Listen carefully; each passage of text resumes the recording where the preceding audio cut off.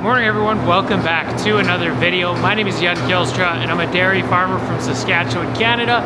Today is the first video that I'm uploading here in the year of 2025 and I am super excited for this year.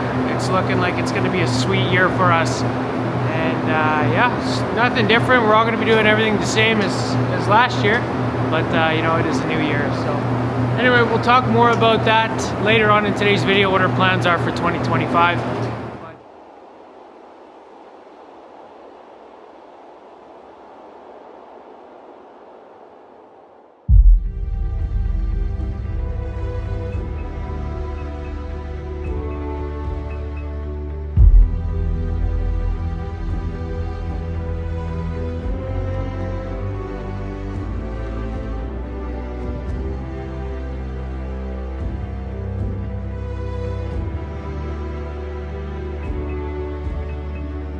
But for now, just starting out the morning with some maintenance. It is Sunday, so it's probably going to be a little bit of a lighter day. We are in our freestall barn, and we got to do a little bit of maintenance on our Juno. Juno's been doing pretty good lately. It usually struggles through the winter months a little bit, but now we've got a pretty simple issue to fix. Those are the two charging prongs. You can see it's not contacting where it should be on the Juno, and that's because they are covered up with carbon buildup that happens as it drives past. So we just got to use an angle grinder, grind it down, expose some of that shiny metal, and then it'll make good contacts again with the charger. It's looking to make contact with that charger, and that'll tell it to stop. So since it's not making good contact, it just drives ahead, skips charging. Not ideal. Yeah, so I just connected to it with my phone. It says low charging current. Clean charge strips with sandpaper. We're not going to be doing that with sandpaper. We're going to use an angle grinder because it's just so much quicker. But what we will do is expose them.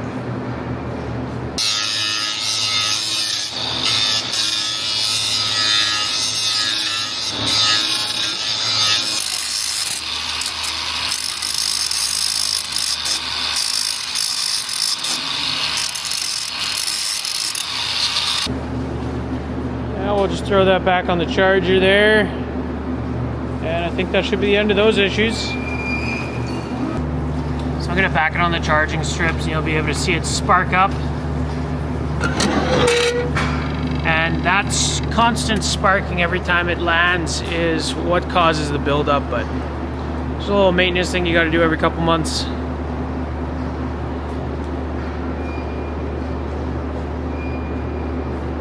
Going to charge now, and it'll go again at 1 p.m. Next thing I'm going to be working on this morning is doing a little bit of door repair. I was walking in the back of the freestall barn recently, and I noticed this was on the ground. So this is one of our wheels for the door. It sits on the inside there on a bearing, and that guides the door up and down this track. The fact that you see one of these on the ground is really bad news. Turns out it's that top roller there. It is still just hanging in that rail with the pin, but we're gonna try and replace it. Shouldn't be too difficult. And of course we're using the lift. The guys are still here building that cheese plant, which we'll take a look at later today. So we're just gonna steal their lift. Okay, so we're up at the door here. This is our problem. There's supposed to be a wheel attached to this. So we got to get this rod sent into that bracket, and then it's got to be in the rail so it can then go up and down like it's supposed to.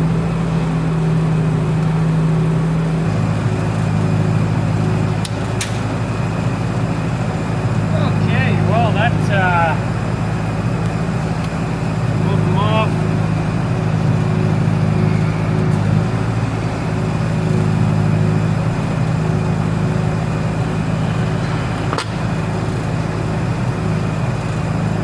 I'll be replacing all of the screws with some new stainless steel ones.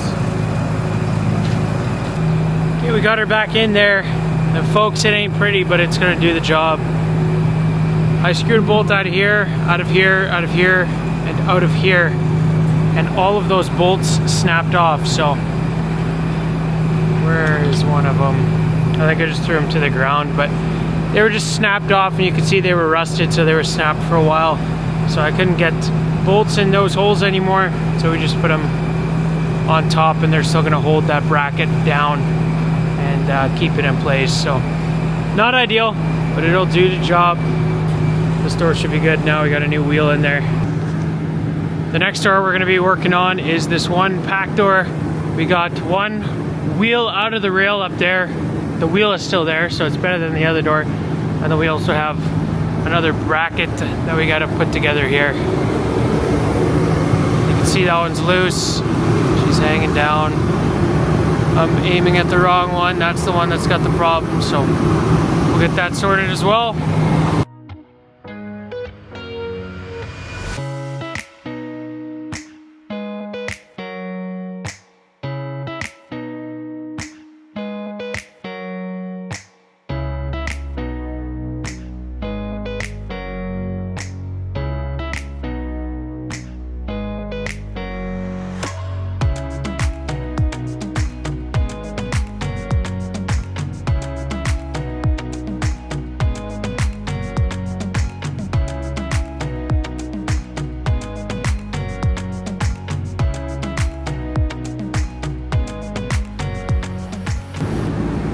Alright, that's awesome.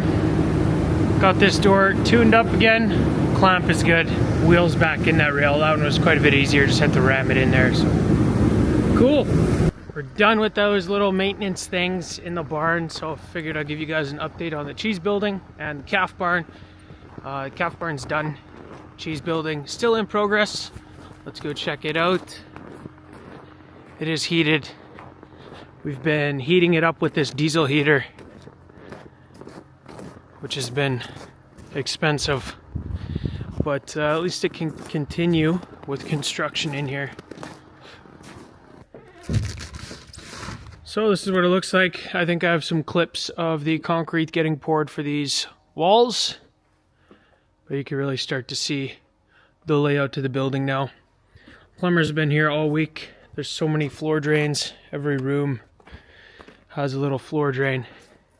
You can see there's a few rooms in here.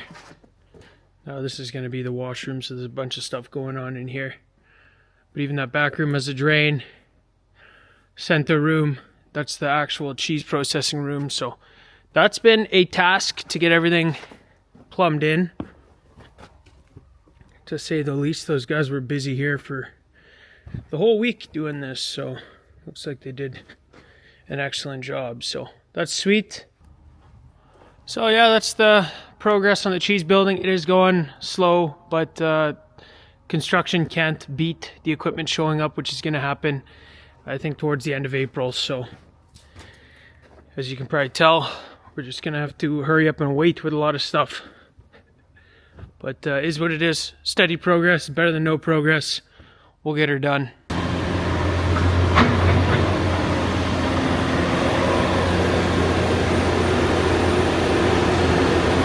Brian's in the cab there.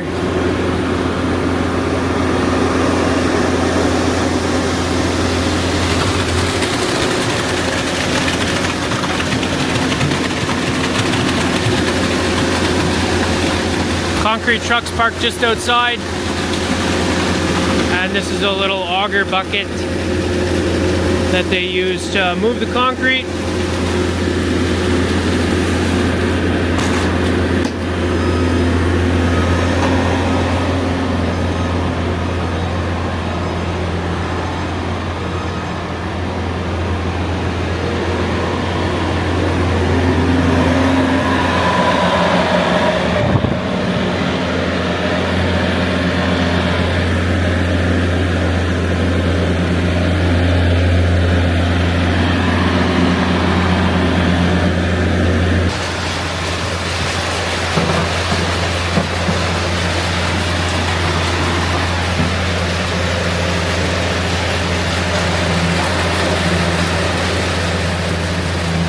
Yeah, they're gonna pour all these walls just like that.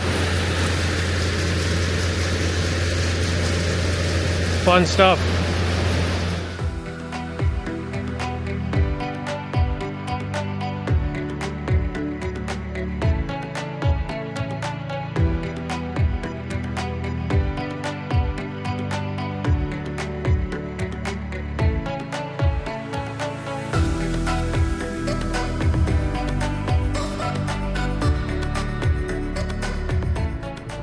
So this is it. A finished calf room. You can tell the new buckets we got were gray instead of white. From here on is all new. So quite a few new pens here. New spots for calves. The rooms definitely feel quite a bit bigger. There is now 40 spots in this room alone for calves, which is crazy.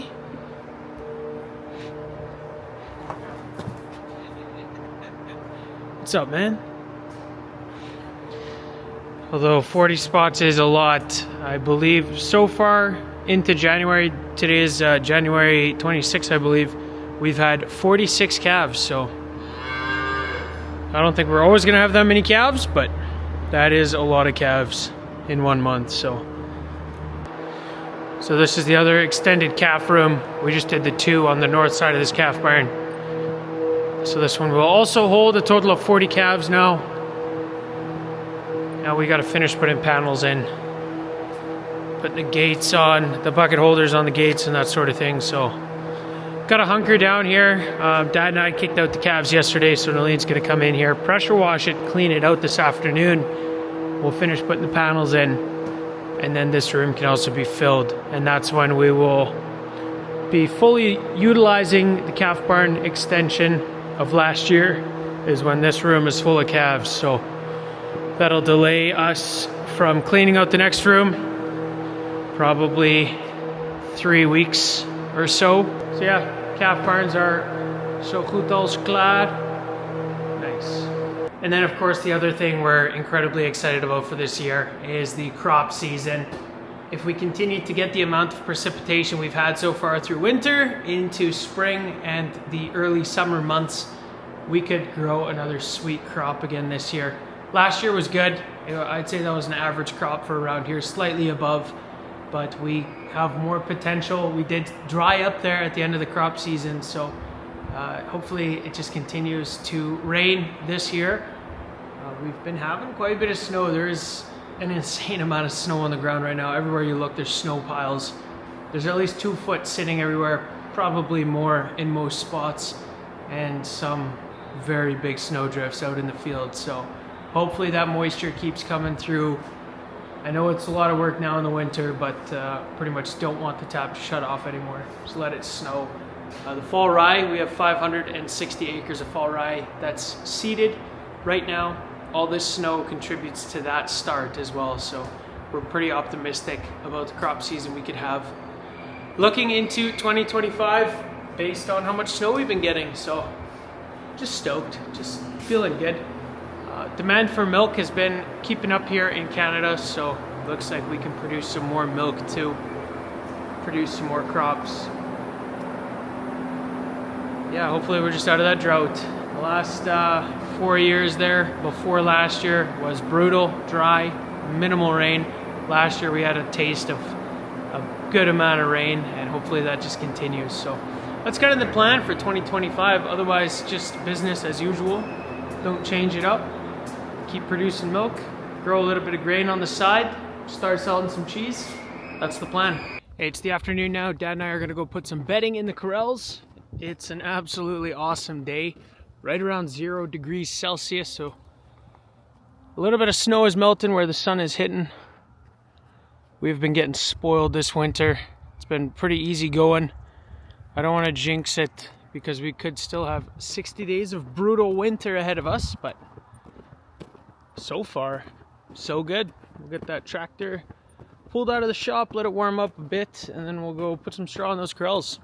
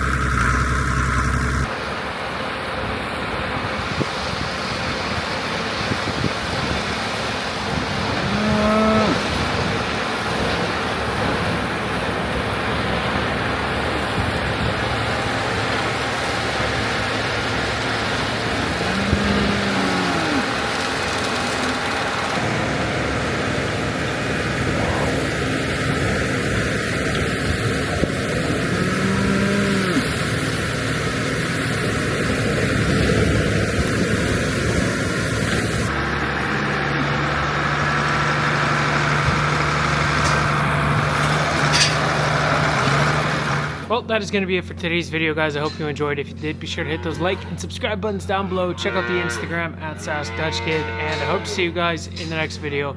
Thank you for watching.